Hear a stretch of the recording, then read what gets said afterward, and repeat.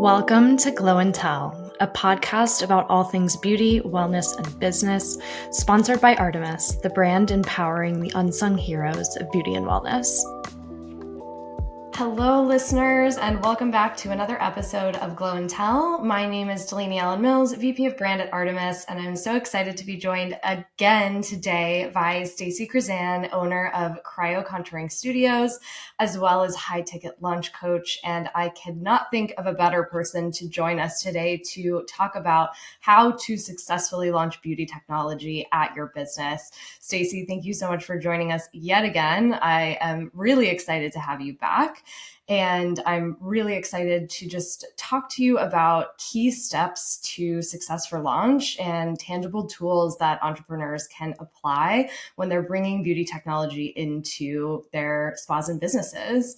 So to start us off, I would love to have you just speak again. Our listeners, if they've listened to previous podcasts with you, probably know a little bit about your background, but if you can just give us the quick and dirty on your background, particularly as it relates to beauty technology and how you have gone about launching those within your business before we dive into the deeper topic. Sure, Delaney, a little bit about me. I am currently running a treatment business in Bernardsville, New Jersey, where we treat very busy professional women who are between the ages of 45 and 65, juggling busy lives, running their family and professional life. And I had started this business about 18 months ago, shortly after leaving Artemis as a full-time employee and deciding to go on my own consulting businesses on how they could literally do exactly what you said, launch their own business just with Artemis devices. Amazing. So first question I wanted to ask you is just why beauty technology? Why is this something that business owners should be curious about bringing in? What is it that beauty technology really offers to this type of a business owner? Yeah, so it's such a great question. The environment of beauty and wellness and aesthetics has really grown significantly quite quite literally post-pandemic. I think the pandemic period, it was already on a trajectory upward. And then during that period, people really became to value their self-wellness and also attributed a lot of how they look with how they feel and wanting to change that. The technology's been always in the background, and now it's kind of more in the forefront with like being more accessible to the regular providers, not just the physicians and Mm. nurse practitioners and medical and surgeons. So the technology is becoming a little bit more user friendly. It's less invasive. It's getting to be more easier to use, more predictable in terms of results. And so it's a great way for providers who are very manual, where they're either really great with their hands and their insight and their experience, and they're able to add this technology of various types, whether it's the Artemis devices or some other consumer-friendly treatments and other higher-end different types of invasive things. Like technology is a great way to add consistent results to your treatment while Mm. also saving a little bit of manual labor. Yeah, absolutely. I think you hit on such an important point there with, the predictability piece as far as repeatable results, especially if you're trying to scale a business, you have, more than one practitioner, especially if you're potentially a single practitioner owner, dual owner and, practitioner, and you're trying to expand out of that. I think that technology really offers that predictability of experience, especially with the appropriate training and ensuring that your team is, very cohesive as far as how they're actually applying this technology. But you also speak on a really important one, I think, when considering bringing in beauty technology to your business, which is this potential for increase in that in-room ROI based on the fact that, you can leverage technology and not necessarily have to be doing everything so manually for every single treatment. It also helps to, of course, increase your ticket pricing. You're able to offer technology that you can, comfortably charge more for because the results that you're driving are, worth that amount of that additional spend for your customers. So kind of just diving straight into our topic of the day. I know obviously this is a huge passion point for you, given that you are a consultant in this space, that you take on clients in this space. So having you on and having you share some of your tidbits and some of your secrets is really exciting and valuable for us and our listeners. So what would you say when you are bringing on a client, or you are, even just consulting with someone who is looking to launch a new piece of beauty technology at their location or within their business?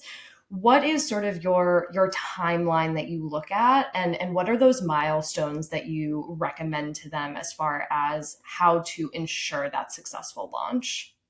Yeah. So I purposely named my consulting business High Ticket Launch Coach. And the reason being is that you're, like you said, you're bringing on this technology to elevate your brand, but also launching is such a critical period. So Mm, I think, when you think about bringing in a new technology, it is important. It's like, when you deliver a baby, you have baby showers and then you have mhm, birth announcements. It's, when you launch a new service into an existing business, that new treatment really is worthy of its own launch, its relaunch, its trajectory of like pre-launch, launching, and then following up, and then potentially in like 6 months or 18 months later, relaunching it or incorporating it at a different level.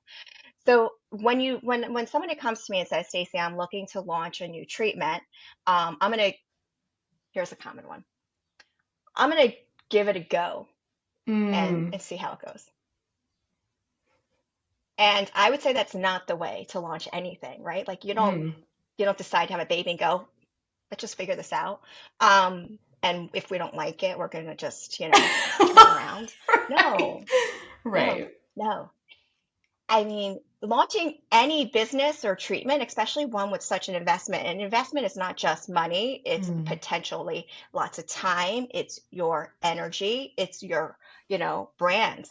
mm, Um, you really should first, before you decide like which technology, you should figure out like in conjunction with why you want to add it.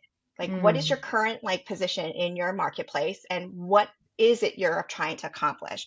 So, like in my business, the reason I wanted to add technology is because I wanted to differentiate my business by having results faster. Mm, So, look, I wanted to really cater, really cater to clients where time is more valuable than money, where they are wanting to come where predictable results and right. not necessarily want the downtime.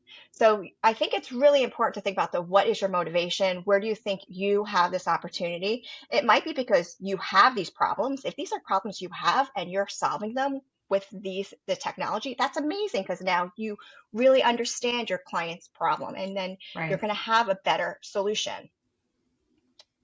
And then to also allow the launch to really happen and to learn from it. So another, cringy moment is when somebody bright-eyed is like looking at you and say, I'm going to launch this. They go, I'm going to see how it goes. Well, that's taboo number one. Don't do that. Taboo number two is like, I'll give it a month. Mm, mm-hmm. You're going to give it a month? I've heard that Like before. 4 weeks goes by like that. It does. Why would you give this a month? Mm-hmm. A month, you don't see the results from 1 month of activity for probably 3 or 6 months later. So Mm-hmm. you quit before you even can reap the rewards of your efforts. It does get easier, especially when compounded with discipline and routine. The results are bigger, the Right. rewards are higher, their fulfillment is substantial. So 1 month, you're just learning. You're still a newbie. You don't get to just give it a month and be an expert. So I would say give it really good time. And I mean, to be aggra to be aggressive, I would say 6 months minimally to like allow, but really be in it for a year or two, three, five, and then assess what can I, do a little differently. But you really, a lot of the learning is you going through the learning process. It's not the device. It's not going to just print money. It's you putting the inputs and getting outputs from you and the device. Absolutely. And I think it's such an important, thing. It's making the entrepreneur becomes an active participant versus a passive. And so to that point, you're talking about you need to put the input in as, a business owner or, delegate that. So what is that input that you see as being crucial to a successful launch of beauty tech or a new treatment in general at a business, but particularly beauty tech? I think the way we highlight this is important because, new device, new treatment, also, higher ticket price. So when we're launching this, we want to make sure, like you said, it's like a baby announcement. We are generating excitement around this. We want to make sure that we stay front of mind for our current clientele, that we also are bringing in new clientele. So what would you say are those key pieces of input that business owners need to be really focused on in terms of launching beauty technology successfully within their businesses? So, I would say plan with the end in mind. So, the end in mind is you want to be passionate, you want to love what you do, you want to know it works. You know how you do that, Delaney? You go be a client. So you call Artemis, you get a demo treatment, you go hear the really, super fan advocate of Artemis out there in the demo world, and you go to them. But then you do a little Google research and you go be a Mhm. client completely on your own. Go get the results that you think that you can provide for somebody. Don't just get the distributor's perspective, right? You Mhm. need a couple of touch points. So when we were at the Therabody event and some people are asking me, what is your secrets to launching the business? And I said, be a client first, because you know what? Isn't it great that you could have these results and then have the story of, wow, wow, look at me. I feel so good. I've tried this treatment. I'm down 2 sizes in pants. My life is so much better. I feel Yeah. good about myself. Like, you know how you get that? By actually going through the process. Yeah. And then you're also doing your research. You're learning how somebody else is doing it. You're able to look around the room and say, oh, I like the way that they did this. It was interesting, the text messages that they use. Wow, I learned about their software program. Did you see how many times they called me to follow up? And now Mhm. you're able to see somebody else's treatment experience. And potentially, you might find that you now have kind of a mentor in the business. There are so many clients that have been through my business that are out there Mhm. in the world, or out there in the tri-state area, that have first been a client and then they become an entrepreneur. Yeah. No, I love that. And I love that too. You're highlighting something that I think is so important in this industry, which is, this idea of mentorship as well. And, us really wanting to open to that and not closing off to that's my competition or, having that kind of divisiveness where instead we can all learn from one another. And what you've stated too is as a client, when you're going in, you're seeing that experience, you can also start to say, I really like the way they did this, but I would maybe do this, or this differently for my business because my brand is, going to be a bit different from this. And so it's also, it's kind of like dating, right? It's like you see what you like, you see what you don't like, what do I want, what do I not want, and you see what that feels like on the receiving end as being a client. So you kind of get to also start to create, if we're thinking about business and entrepreneurship as this creative artistry, you're starting to create this palette of what it's going to look like to launch at your business and what this device, this treatment could be like at your business. Mhm. Because I think that you know I'm going to ask you this question too as to how you deal with it. I'm sure you have a lot of clients that come to you with this question. I've certainly gotten this question from a lot of beauty business owners, which is, the business around the corner just opened with the same treatment as me. What do I do? How, I'm freaking out. What do I do? And for me, it's always just, if you are offering the service in the way that only you can do, and you focus all of your energy on delivering that world-class customer experience and delivering exceptional results and delivering it in the way that only you can do,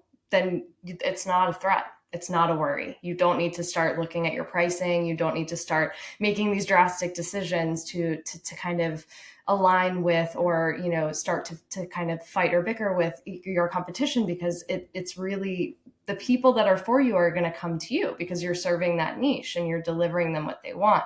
So how do you advise your clients when they come to you with that same concern around competition? Um, your only competition is you.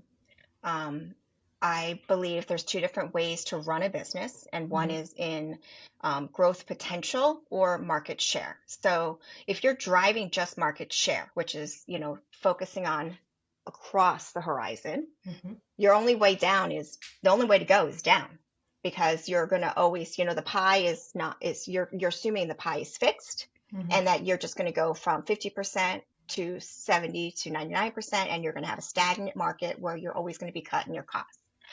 Um, I would say in the higher value branding as well, in that you should create in the treatment experience, um, you should focus on helping your clients with their problem, and just explore how your treatment and your results fits with that clientele. So, you will, once you get deep with the client's problems, you'll find yourself exploring just solving the problem. And it Mhm. no longer becomes about, oh, I'm providing Neve Skin Ultra. I've got Neve Skin Face. I'm doing Neve Skin Standard. I've got Hydrofacial versus this. Like, no one is going to, if you're really creating this like super fan base of Mhm. clients that just feel good about themselves and you're their reason, they're not going to care um, how many other people are, because they're coming to you because, well, in my case, they're coming to me because, like, I know I make more happen in 1 hour that they could probably in three hours, somewhere else in three different Mm. places. So Mhm. if you really cater to your audience, it's not about market share or your competition. It's around really solving their problems, and it takes you in a totally different direction, and they become so much more loyal. Yeah, absolutely. And it's a real mindset shift actually. It's something that's really important because I think, when we get stuck in that kind of scarcity mindset of, oh my god, there's not enough, we shift away from that, again, that more creative mindset of, no, let me dig deeper into my why and who I'm serving and how I can best serve them so that I can create this super fan base. To your point, if you're serving them in the way that they need to be served, if you're solving their problem, they will just come to you in droves and continue to come, and they will tell all their friends, their family, and that's how these things work. You build that amazing momentum. So pivoting a little bit into, just kind of talking about more of this pragmatic, let's say I've signed my contract, I have my device on the way, what, as a business owner, what should I be doing to, prepare for this device to launch at my business? What is it tangibly, practically, that I need to really be doing and focusing on in that kind of on ramp time to launch? So we're going to make the assumption that you're already getting treatment somewhere else, that you already have a positive experience, and that you have tangible results or some sort of emotional improvement. So we're making that assumption that that is in progress. Mhm. Now you have the physical device coming. Mhm. Your You should prepare the process, meaning, so you don't really have the device or you're unboxing it. Get some content from others. So I would do some research online. And, if you're working with a manufacturer like Artemis, I mean, most companies will give you some canned content, like, prefabricated collateral that you could start sharing. You could revise it slightly to include some of your branded logos. You could add a little bit of a tone adjustment so it sounds like it's yours. I would say that it's not necessarily really important at this time to be so custom that it's like, Delaney's brand launching. No, you're Mm. still new and it's still their brand. It's Mhm. not really yours yet. And you're on this journey, right? And be humble about it. So, Mm. during this process, like, I remember when I was a young employee at J&J, or some, the HR person was like, you get like 2 weeks to be the new person, right? And so Mm. go ahead, make mistakes and learn, right? Right. And so when you're launching something new, no one expects you to be an expert. Right. Go out there, ask everyone you touch with a device or have commented on your social feeds. Have you heard of this? Have you tried this? Are you excited about it? Does it says it does this? Is this anything that you'd like? Go and get lots of insight, because Mm. that will tell you who is like, the market temperature of the baseline of their knowledge, their desires, how it might fit, and then figure out how that resonates with you and what you'd like to move your audience to. And plan for an event.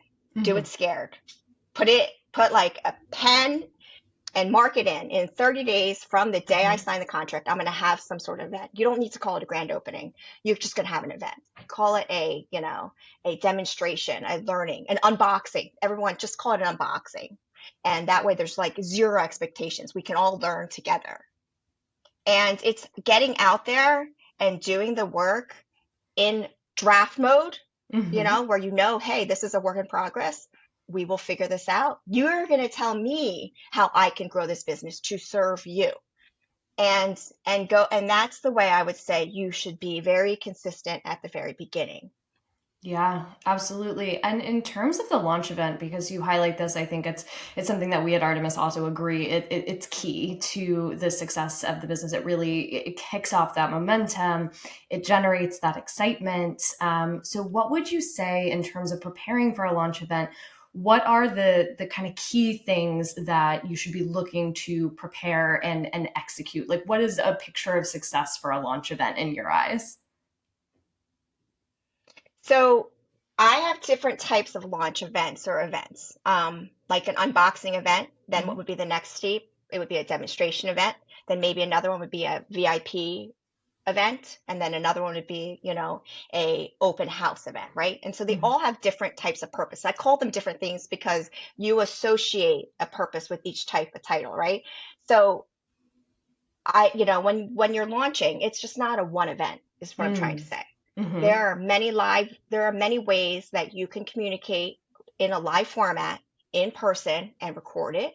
So then you can do it again online, that have different milestones of success. It could be number of people visiting, number of people following you on social, number of people who signed up for a consultation at that event, number of single treatments purchased, number of discounted treatments, number of discounts towards a package. I would say I don't think it's fair to say that every launch event has some sort of specific success metrics, Sure. because everybody's business is in a different stage. But the fact that you're capturing something and that Mhm. you have plans in advance and that you measure how you did in maybe 3 or 4 different metrics will give you an opportunity to say, all right, so that event was, good, great, amazing, fine. What can I do to leverage that event? So don't plan yes, you have an event coming up, hopefully in like 2 more weeks, Right. but you don't move on. You analyze that data. You go get those photos, go Mhm. post it, go talk to your network. Hey, look what you missed. Who wants more of this? You didn't come to my event on Sunday, but you know what? I will do this in a consultation for you on Monday. And go follow up. Those are some warm leads. Make them in-person appointments. Um, and get all of the content, because this is your opportunity to learn from those touch points. Yeah, absolutely. And I think that something that I definitely had questions about when it comes to the launch event is, how should I be getting this out there? How should I be, advertising that I'm having this event? Who should I be inviting? Should I be just focusing on my clientele? What if I don't have clientele yet? So if you could speak a little bit to that and, what you would recommend accordingly. Yeah, so let's assume you just are starting with nothing. So Hmm. you literally maybe you work for somebody else and this is your first entree as an entrepreneur running Hmm. this brand new treatment by yourself. So let's make that assumption. I think that's fair because most of our audience has been at that stage. Hmm. So you might not have you probably have a small social following. Hmm. I would create an unboxing or an informal event. So unboxing, a demonstration, an informal event that's time bound. So maybe 2 hours. Make it really short because you want to create some urgency, Hmm. and to get people there. And I would do that maybe not at your location because no one Hmm. knows your location.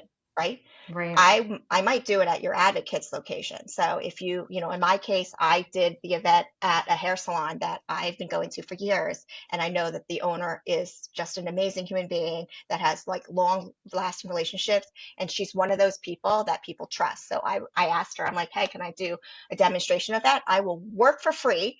So that way I can learn and then I Hmm. can meet people and then I can make some iterations on the process along the way. And so that's how I did my first event. Then when I found a physical location, Hmm. I did it in their lobby and just, kind of like in as people are passing the wellness center, I was like, hey, would you like to learn? Would you like to see? Do you have any Mm. questions? Would you like to try? And then I did events in my treatment space. Hmm. So what I'm trying to say is that, the events should drive your business purpose. So if your Right. business purpose is to grow your social media, it's to get some content. And then, for me, it was not, has my events were not about driving sales at the event because Hmm. I wanted my experience to be in person at a consultation where I can understand what the client wants and then have that individual relationship where they're committed to 3 months with us. So that's why I chose the opportunity to get the consultations as a success factor and maybe like a demo treatment where they're able to feel it and they believe it potentially could work or they like the way it feels. So it removes the fear or of the unknown. Absolutely. And I do want to touch on something that you just mentioned, which I think is, again, for listeners who haven't listened to the past episodes with Stacey, please do go back and listen. But, one of the things that I think is so amazing, but also it makes your business what it is that you feel very comfortable saying no within the consultation process to clients that are not a good fit for you. So I would love for you to kind of speak to that a little bit more and the confidence to do that, and also how that's driven success for you with the beauty technology that you have at your location. So it is difficult if you think about it just from a wanting to serve and help everyone, right? Like if you come with that feeling of like this is the magic thing that can help every single person, then I understand why it can be a little bit frustrating or disappointing to tell somebody no. But quite honestly, it's not. This is not Mhm. surgery we're doing. This is not there. The outcome is variable, to be Mhm. honest, because it requires somebody to do something or do less something bad for the time between our appointments. So I would say it's disqualification. So maybe it's not Mm. saying no, but maybe Mhm. it's like disqualifying them because then you can feel a little bit objectively around, well, Mhm. the same way they come to you and say, well, will it work? Actually turn around and say, well, it works for these types of people Mhm. and it doesn't work for these. Can you tell me if this is going to be difficult for you to get to your appointments weekly? Is it going to be difficult for you to refrain from these habits like sugar before and after our treatments once every 14 days? Is it difficult or, for you to maybe find ways to improve your water intake? Um, are you, have you looked at other options? How do you know that this is the right time for you to try this?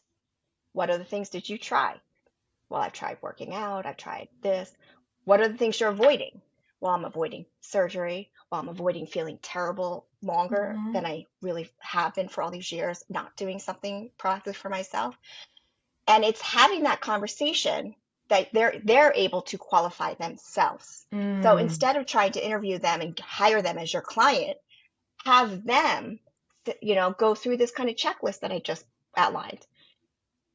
And instead of being afraid of the objections, put the objections out there. Just say, look, Delaney, the client said, will this work? Because this is a lot of money. Will this Mm. work? The results I've seen are really good for my clients who are really motivated to Yeah. do this with us and have chosen us as their partner and Mhm. are willing to listen and learn with us. And they're like, oh, well, I was debating between this or this. Okay. What did you find out about that? other thing or Mm-hmm. that business, and why is it you're here? Why is it you're Mm. here? About the ad that you saw was intriguing for you to be here? I mean, it is a negotiation and a partnership that you are having this consultation process up for. So instead of thinking of it as a sales pitch or an elevator pitch, think of Right. it as an interview both ways. Like, this Mm. is what I know happens. This is the resources I have. These are the types of people it works for. Can you tell me if this sounds like you?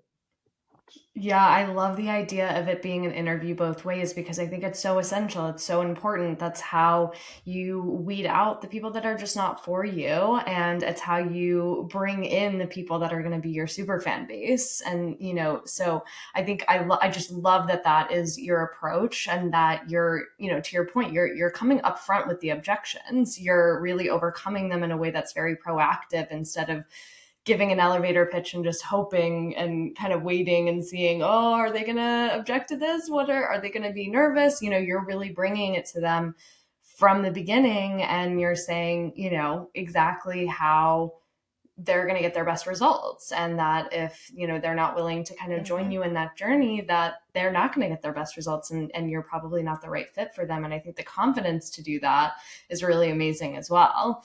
So just kind of moving on as well to, we've had our launch event. So in this kind of scenario, we've had our launch event. How, as a business owner, do I maintain that momentum? I've had my series of launch events. I maybe have gotten, a handful of clients that are really interested now, but how do I continue to build my momentum? At what stage am I really going to go in and dive into leveraging marketing strategies? What is your suggestion as far as just continuing to build on that initial launch pop? Um, I think once you've, built that base of like some really great success, of some quality client results, that you feel more comfortable having difficult conversations with people that you don't think are a fit, I think it's important to, like when you're playing games, all our Mhm. athletes out there, there's like there's there's the offense and the defense, right? If you think about the defense protecting our time, protecting our brand, that's the disqualification, right? Mm, So I would say you have to think again about what kind of business do you want? Because mm, as you get through that maybe like 6 months, now it's time to think, okay, can I wean back my involvement in my, mhm, as the owner? Can I wean back my need to be here? Can I mm, delegate these to a manager? Can I elevate the expectations of my staff? Do I want to? Do I really enjoy, keeping more profit and putting my time and love of service? And those are really important as an entrepreneur, is for you to decide, how do I want my business to grow? If I decided, Delaney, I wanted to have a business that was really just about money, the business would look so different. of course. I want a business that builds. So you have to think about, right? Like, do I want a business of high volume of clients, but lower price points? Do I Mm, want lots of staff to manage a volume? So, you really do need to think about, like, if my business were successful in 3 years, what would it look like? So for mm, me, it would look like having lots. So when I decided to run this business, I decided to create a business that I would love to build, that it fits my needs as a juggling mom loves to feel good about herself, but doesn't also have lots of time. So mhm, I created like a very efficient business. um, I want to also have the business feed itself. So I'm bringing in treatments that can help my staff and help my mm, clients with additional things like their wellness and recovery and their faster results for the same amount of time. So I don't really want to give a one size fits all, because it could right. be either way. It could be in 6 months, you hire three more people and you just do exactly what you did with the other two staff. Or maybe you increase your prices. You talk to your clients and say, you're like my top 20% in my clients. Like you come here more often than some of my other clients. What is it that you enjoy? And do more of that so you could have greater volume of higher quality clients rather than just volume of numbers. Yeah, absolutely. And I think that the one thing you hit on here that's so important is, post launch, it's that internal and external insight. So it's really it's looking within and taking that time to take inventory internally of where do I want this to go? Where do I want my business to grow? What is my why? What is my picture of success? Because to your point, it's different across the board for everyone. But then it's also that external insight to your point of, okay, this launch event worked really well. This one maybe not so much. I am seeing this seasonality, which is typical of these treatments. When can I be highlighting facials more? When can I be, kind of just changing my approach slightly, and then speaking to your clients, speaking to others in the industry. It's just that opportunity to really leverage those external insights. You did speak earlier, and it's something I did want to touch on about, the need to kind of consistently launch. And I really love the metaphor that you used about the baby shower and baby announcement, because I think that it is this it's so easy for us to launch a beauty technology and then to just like watch it just start to gather dust, because we're not feeding it in that way that it needs to be fed, and it needs to be celebrated. And I think of, this almost like this birthday analogy, right? Where it's like we need to celebrate, we need to relaunch, we need to continue to iterate and innovate with these technologies within our businesses. So what do you recommend in terms of relaunching? When is that the right move? How do you know when it's the right time to do a relaunch? Is there a regular cadence that you look at? I know it can be sometimes hard to set these kind of hard and fast recommendations, but anything that you would offer in terms of guidance for an ongoing launch pattern for our treatments? Yes. I really am like you in favor of, the launching and having it continuous, right? Just making sure you're constantly revisiting and creating excitement and awareness. So for our business, if I were to look back, it seems that we're basically launching something every 3 months because we're launching a new treatment experience. We're launching a Mm, new additional thing. We're launching you see what I'm saying? So although yes. you're not launching, new skin shape treatments, that's introducing a new treatment modality, right? But then Right. you're gonna launch summer shape, and you're gonna do Mm, demos on summer shape. Then around, I would say probably around August, mhm. kids are gonna go back to school. You should probably get ready to launch, fall, fall back in love with your skin or something focused on like lifted and tightened toned faces that you're able to care about for yourself, undo Mhm. all the things the signs of summer, get rid of them off of my face, off of my skin. And then you're able to kind of refresh some excitement around, oh, it's time to take care of you again. Then, if you just think about the seasons, right? So fall, then you come into, Thanksgiving. Thanksgiving is a great time to be grateful for your clients. So you could launch bring a friend to your treatments. Mm, Share what you love with your mother. Do you see what I'm going with this? It's yeah. really just you're constantly just staying connected instead of being self-focused, like I need to sell treatments, focus on your audience. Well, this is what they're going through. Mhm. They're busy with hosting holidays. They're really busy with trying to find gifts for Christmas. They're really busy with like trying to find weight loss in January through March. They really care about planning summer vacations with their growing kids Mhm. in June through July. So if the better you know your audience, then it becomes like a purpose-filled Yeah. communication and events rather than it being like, let me go sell more treatments. Like no one wants to just come so they can just spend money. They want Right. to have your experience. They want the outcome that you offer. That's such a great insight and such a good point too. And it also makes things feel more natural. So to your point, it's not, hammering home the same device of, remember I have this device. Remember I have this device. It's, remember, this device can work for you at this time of year. This device can offer this to you this time of year. Are you feeling, stressed and maxed out? Come in and just let us take care of you for an hour or 30 minutes, right? So it's one of those things where it then allows for that. Again, it just feels so much more natural. To your point, I think that that's such a great, tidbit, that people don't go somewhere just for the purpose of spending money. They want to have an experience. It has to be a reciprocal exchange. So I love that you've highlighted that. I think it's an important one that we can sometimes forget in entrepreneurship, because it's a natural one to want to make more money. So Stacey, thank you so much again for joining us. Is there anything else that you want to say on this topic? Of course, we could have probably 17 conversations on how to successfully launch beauty technology at your business, but is there anything else you'd like to say before I just ask you one last question, to kind of just cap us off in this episode? Enjoy the process. Really enjoy it. And so if you're not enjoying it, figure out how you can find more enjoyment. So, for me, I really have found a love to serve, whether it's serving my clients, serving my staff, serving my community.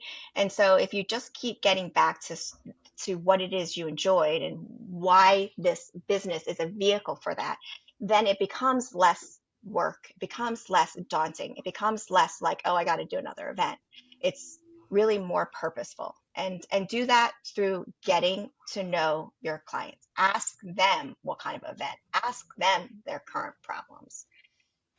Thank you so much for sharing that, Stacey. And my last question, and just to cap us off for this episode, is, you spoke a little bit earlier about the pitfalls that you see, in people coming in to launch a business, or rather launch beauty technology at their business or a new treatment.